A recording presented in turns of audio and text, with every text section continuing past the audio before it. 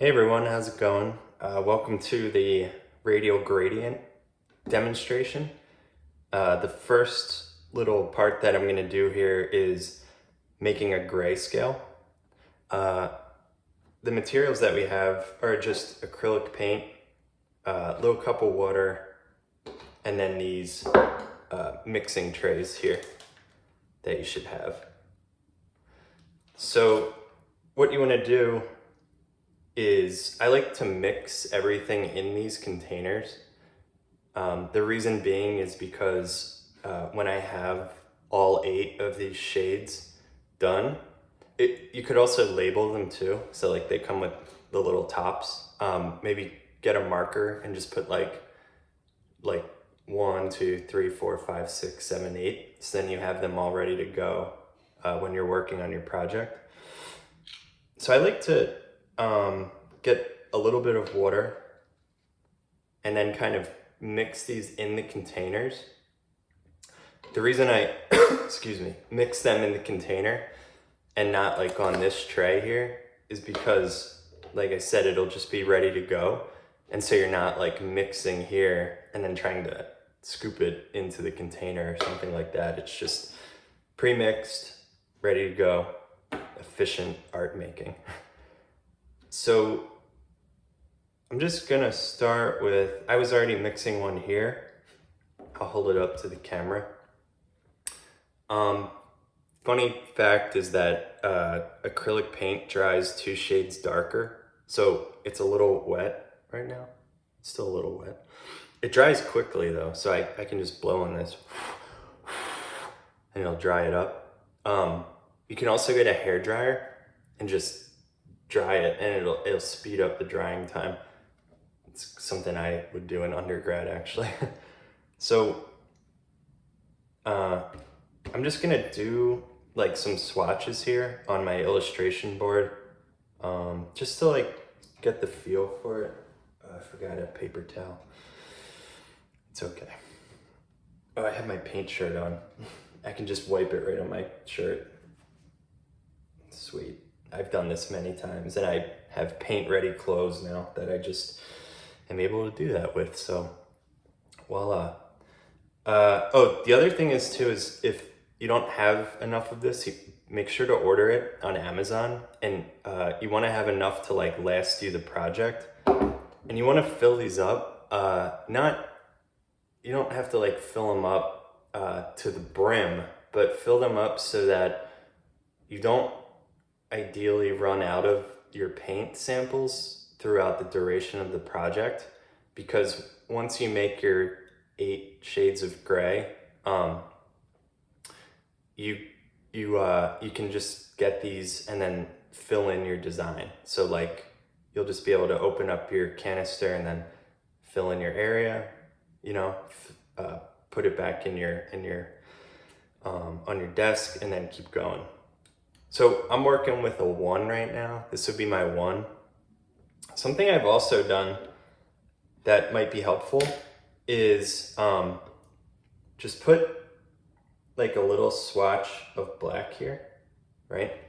So that's like your darkest one there. And then I'm gonna add some black here. Oh, also keep in mind that black is it's more dominant than white. So I'm trying to think. So the proportion of black that you put in, be careful. Don't overdo your black. Rather, gradually keep adding black to it. Because you can always go back to white to make it lighter, but it takes a lot more white to bring it back to a lighter shade than it does to darken it. It doesn't take that much black to darken it, but it takes a lot more white to get it back to a lighter shade. So keep that in mind so you're not over mixing, remixing, things like that. So start with a higher proportion of white and then go from there, if that makes sense. Just some little things that I've learned as I've gone along. So I'm just gonna mix it up here, like I'm just mixing it right in the container.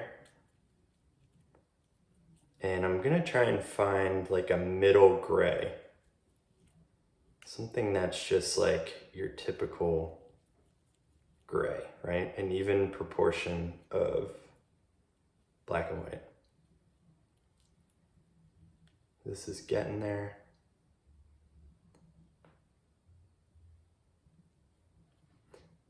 Make sure you mix it too. It's kind of like baking. Like mix it up enough so that you don't see streaks in there. So it's not like a marbleized kind of concoction. It's just like a flat gray. So I'm gonna put this down here.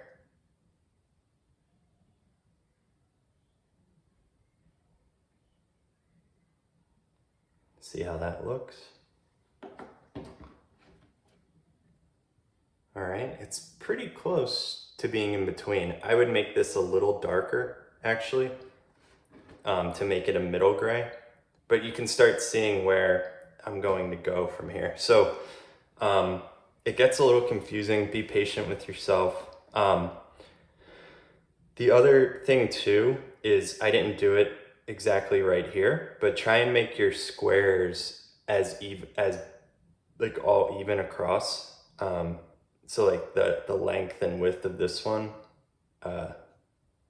try not to make like a small one, a big one all over the place. Like try and make them like even squares or rectangles of color. This might actually be better, just like a flat brush. So then you can just go like that.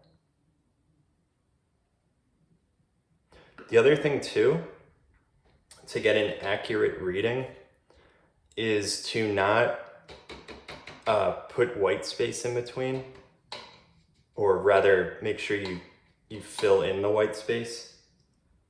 I'll show you what I mean here. I'm gonna add some black to this mixture right here.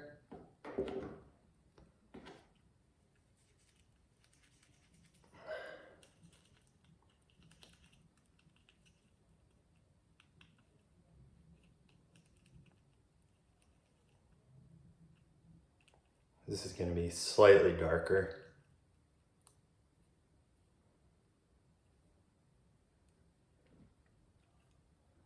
So when you make your swatches, do it right next to the existing shade so that it's an even comparison. If you leave a gap, like if I do like that, what's actually happening is I'm comparing it to the white of the page and then the gray. But here, I'm comparing gray to gray, so you're getting an even gradation. So pay attention, be patient with yourself, give yourself plenty of time to do this. I would focus on this step first. The more you can get your grays solid and prepared, you're gonna be set up really great for the rest of the project. It's just gonna make life a lot easier. And believe it or not, we actually have really only like a month left, from now to the end of the class. And this is one of the final big projects. Looking at the calendar, we're gonna do the collage project, but it's gonna be a little bit cut short. We'll talk about it soon.